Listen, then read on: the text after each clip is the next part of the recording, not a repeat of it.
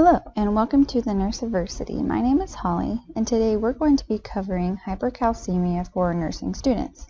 This lecture will cover all the information that nursing students will need to know in order to pass their exams as well as excel in the clinical setting. I first just wanted to say thank you for taking the time to watch this video, and I wanted to direct your attention to the cheat sheets and study guides for hypercalcemia that are available on my website, thenurseversity.com.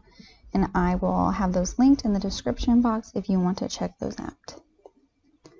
So let's begin with the lecture. We're going to break down the word hypercalcemia. You see here we have hyper means high, the C-A-L-C, calc is calcium, and emia means in the blood.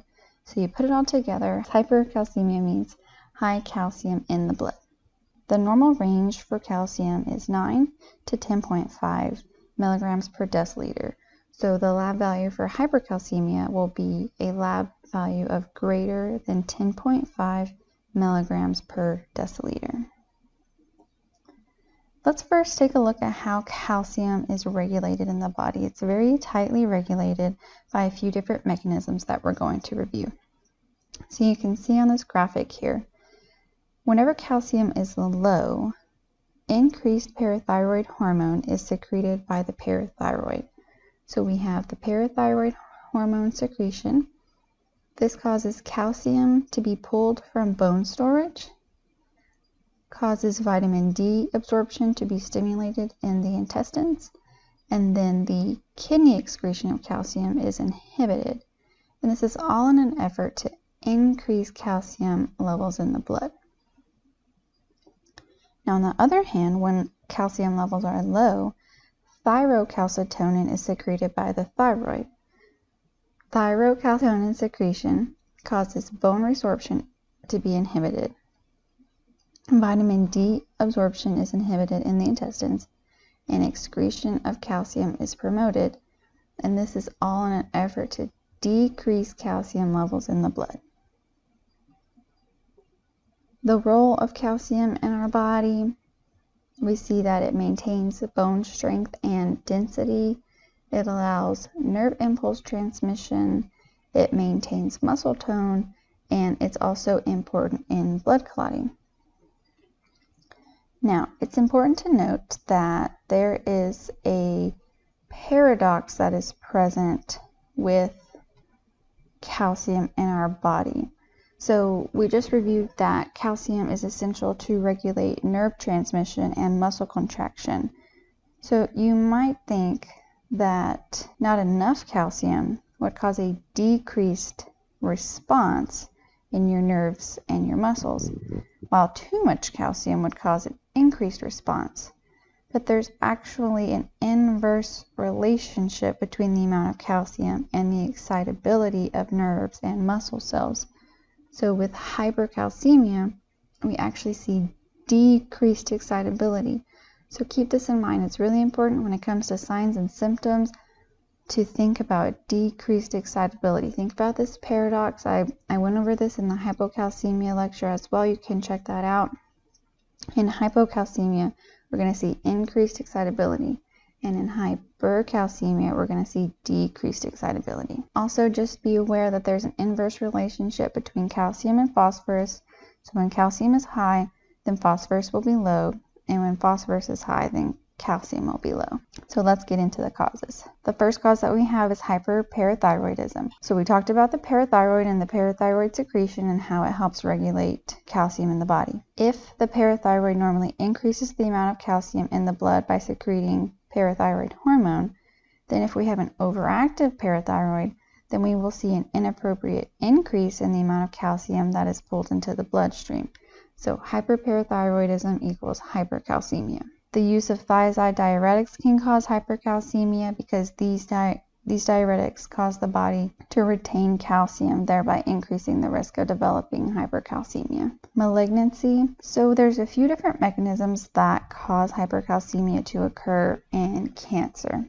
The main takeaway that you want to think about is that the osteoclast activity in the body is often increased by hormones released by tumors that are involved in cancer. This then causes the calcium that was in the bone to be transferred to the bloodstream, thereby increasing the calcium levels. This is a pretty interesting idea. If you want to look more into it, you can. I can link an article down below that had some good information about that as well. Immobility. So for calcium to stay in the bones, those bones got to be moving.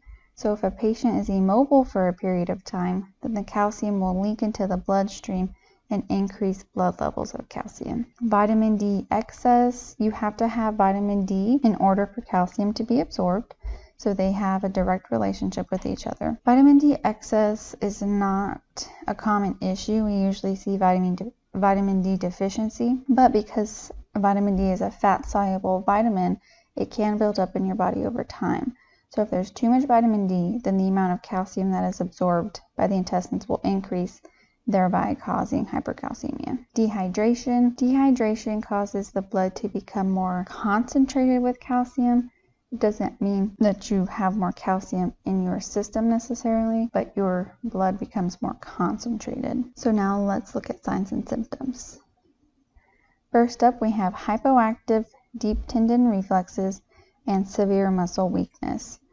Remember what we talked about, the decreased excitability in your muscles and your nerves. So we have the deep tendon reflexes are hypoactive or could even be absent, and the patient will experience severe muscle weakness because of that decreased excitability. We then have decreased intestinal peristalsis. The smooth muscle of the intestines are going to be affected by the decreased excitability. So we're going to have decreased intestinal paralysis. This could cause constipation, nausea, vomiting, abdominal pain. Then we have cardiac alterations and ECG changes. In the early stages, the patient will experience an increase in their heart rate. As the hypercalcemia worsens, the heart rate decreases, which could lead to cardiac arrest. ECG changes include a shortened ST segment and a widened T wave. Impaired blood flow. We talked about how calcium is important in blood clot formation. So if we have hypercalcemia, we could have impaired blood flow due to a blood clot formation. We can also see cyanosis, pallor, or decreased capillary refill due to the impaired blood flow. And then we have altered LOC, or an altered level of consciousness. Lethargy and coma can occur due to the decreased excitability of the nervous tissues. All right, so how are we going to treat these people who have hypercalcemia? Well, we can use something called a calcium chelator. These agents cause calcium to be excreted in the urine, thereby decreasing the levels of calcium. So they take these calcium chelators and then they excrete the excess calcium in their urine. Rehydration. This helps hydrate patients, of course, who are experiencing dehydration, as well as prevents patients from developing kidney stones, because individuals who have hypercalcemia are going to be at increased risk of developing kidney stones, and we would use normal saline 0.9% for the rehydration. Furosemide, we talked about how thiazide diuretics can cause hypercalcemia, so if you have a patient that needs a diuretic, then we could discontinue the thiazide diuretic and get furosemide on board. And if it's severe enough, we may have to get a patient ready for dialysis in order to filter their blood of all the excess calcium. So if we have a patient that has hypercalcemia, we want to make sure that we teach them about foods that are high in calcium, and we're going to want them to avoid those foods. So foods that are high in calcium include your dairy products like milk, yogurt, and cheese. So just tell these patients that they need to avoid eating these types of foods. And that's it. Thank you so much for watching. I appreciate your time. If you enjoyed the video, please consider subscribing. I post things all about nursing. And then, as I mentioned, I have the study guide and the cheat sheets that I will link down below in the description box. Happy nursing!